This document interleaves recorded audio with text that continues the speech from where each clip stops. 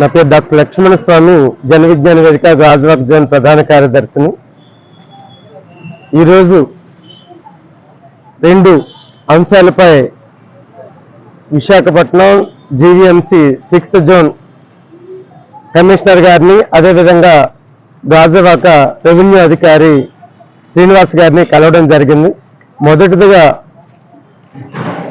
గాజువాకలో గురజాడ అప్పారావు గారి యొక్క విగ్రహం ప్రతిష్ఠించాలని, రెండవది ఈ శత జయంతి వారోత్సవాలు అనేవి సాదా సీదా జరిగినటువంటి వ్యక్తులవి లేకపోతే కార్యక్రమాలే రాష్ట్ర ప్రభుత్వం, కేంద్ర ప్రభుత్వం ప్రతిష్టాత్మకంగా తీసుకొని వారి ప్రభుత్వ కార్యక్రమాలుగా నిర్వహిస్తుంది.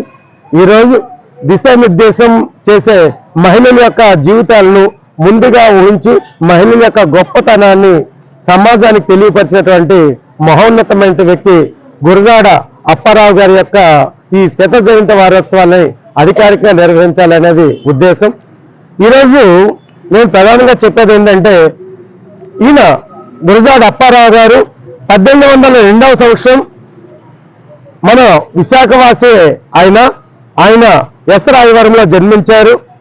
ఆ జన్మించిన తర్వాత తన తాతగారు ఊరైనటువంటి విజయనగరం చీపుపల్లిలో చదువుకున్నాడు. తర్వాత విజయనగరం వచ్చి విజయనగరంలో ఉన్నత చదువులు చదువుకొని తర్వాత 1880లో అతి చిన్న వయసులోనే డిప్యూటీ కలెక్టర్ కార్యాలయంలో ఒక సహోద్యోగిగా జాయిన్ అయ్యి అప్పటి నుండి